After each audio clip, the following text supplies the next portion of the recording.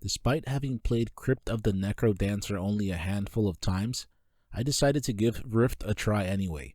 It's because I liked what I saw of it, and it also seemed like it wouldn't require a great deal of commitment. What I mean is that I enjoy being able to play games that aren't too long, short, or difficult to the point where I'm asking myself, why am I putting myself through this? The saying, don't judge a book by its cover, is cliche for a reason. I expected Rift of the Necrodancer to be one thing, but it ended up being much more than that. Besides thinking that I'd be able to experience Rift and most of what it had to offer within a reasonable amount of time, I was drawn in by its great artwork and eventually its cutscenes. I like its cute art style. It reminds me of Powerpuff Girls, and I liked that because that's one of the many Cartoon Network shows that I was into back in the day. I enjoyed taking in the colorful and different looking character designs. I was particularly fond of Suzu's character design. It was to the point where I googled her and saved a clear image of her character design because that's what I do when I find artwork that I like. I realize that it takes more than being visually appealing for a game to be considered good, but when you're engaged with something that requires hours of your time, it helps when what you're consuming is easy and delightful to look at. Pretty early on, I noticed the good variety of enemies that Rift has to offer. What's great is that this part of the game kept delivering the goods pretty much throughout its entire duration. It wasn't just with the enemy designs, but also with how they offered different challenges. Not all enemies could be taken out in one hit, and these different attack styles kept me on my toes. At times it got to be frustrating, but I liked being forced to use everything that I'd learned up to that point. Each new chapter in Rift introduced new enemies and track mechanics that forced you to either learn something new or build upon what you already know. This was unexpected, but I thought it was a great idea. It's because rather than adding even more enemies into the mix, the devs combined that with track modifiers, so it's like more is more. The same could be said of Rift of the Necrodancer and its minigames. I can see why minigames would be a thing.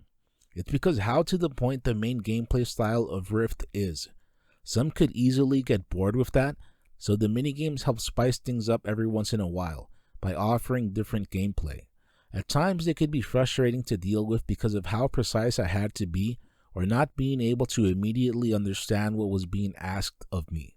It definitely didn't help that the main gameplay mechanic got me used to it, so being asked to do something similar yet unfamiliar drew me off more times than I can recall.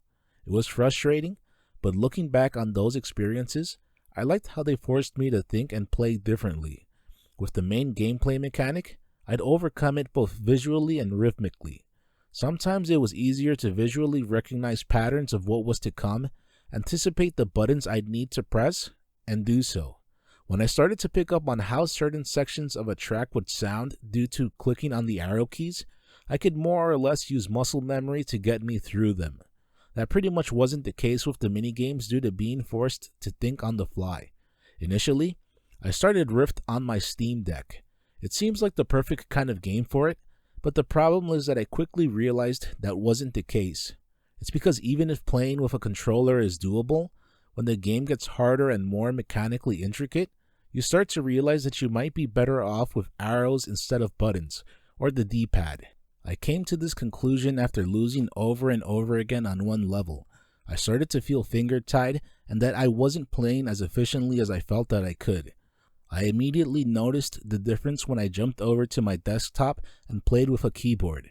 It's for sure possible to play with a controller, and I'm sure some prefer it that way, but Rift feels like it was made to be played on a keyboard. Looks can be deceiving, and that was the case with Rift. As I mentioned earlier, I thought I'd be able to get through Rift without too much of a struggle. I was proven wrong due to it becoming unexpectedly harder. Unfortunately, I had to decrease the difficulty setting a few times in order to be able to beat a level. The game offers the option to skip a level and move on with the story, but I wasn't up for that. I realize that most would say that there's nothing wrong with lowering a game's difficulty setting, or even playing on experience/story mode, but that's not entirely for me. Bragging rights over video games are pretty low on the totem pole when it comes to having accomplishments worth mentioning, but with how unskilled some video game journalists are, I enjoy and prefer being able to play games on the normal difficulty setting. It also doesn't help that I'm getting older. I'm still only in my early 30s, but with how things are online, I might as well be ancient. Due to that, I want to be able to stay competitive, even if it's only with a certain audience and not the very tip of what competitive gaming has to offer. What really caught me off guard about Rift was how long some of the levels were. It got to the point where they started to be overwhelming, and they left me feeling burned out during long play sessions. Progress meters helped with that in more ways than one. If I was having to repeat a level over and over again, I could see how close I was to beating it, or how soon into it I was losing. The difficulty and how it felt to me started to get worse the more times I had to repeat a level. It got to the point where I felt that Rift had overstayed its welcome, and I wanted to move on from it. I was eventually able to overcome that, but I'm pretty sure that devs don't want a player to want to quit playing prematurely. The fact that there were so many options to overcome Rift's difficulty was very helpful, but I wanted to do things my way. That's when healing items became very valuable. It's not only useful that they're present in the game, but also the fact that they start to change. They restore more health, require different timings, and simply offer more visual variety. I was especially fond of that last one because it wasn't necessary. The fact that the artist did the extra work goes to show the great attention to detail that went into Rift.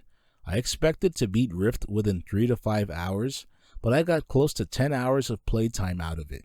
Some of those hours were more frustrating than I expected, and yet I don't regret the time I invested into Rift. As if the base game doesn't offer enough replay value, there are also additional modes that add to it. I only gave one of them a try because even if I enjoyed Rift and like rhythm games, some of what these modes have to offer goes beyond my skills/level of patience.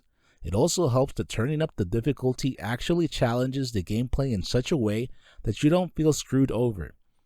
What I mean is that it's nice to see the game require more skill/effort from the player rather than making it so that the enemies become even greater bullet sponges. It's like teaching someone basic 4/4 beats and then asking them to learn rhythms that require subdividing and not taking an easier way out. Rift of the Necrodancer delivered the goods in more ways than one. I was particularly fond of its art style and how much attention to detail went into the overall game. I also like to think that it managed to accomplish what it set out to because it left me wanting to play Crypt of the Necrodancer. I'm sure that some might say that a great game leaves you wanting to experience more of it, but chances are that the devs won't mind me wanting to play more of the original game. There's plenty more playtime to be squeezed out of Rift of the Necrodancer, but I'm satisfied with what I experienced. It's the kind of game that can be enjoyed by the general audience not only because of the type of game it is and its visuals, but also because there are a lot of options to make it into a more manageable experience. How do you feel having to use a keyboard instead of a controller? Have you ever moved on from one gaming input to another due to the original requiring too much mechanical intricacy? When's the last time a game's art design left you wanting to experience it outside of a game? If you enjoyed this content, please feel free to like, comment, subscribe, and share. Thank you very much for watching.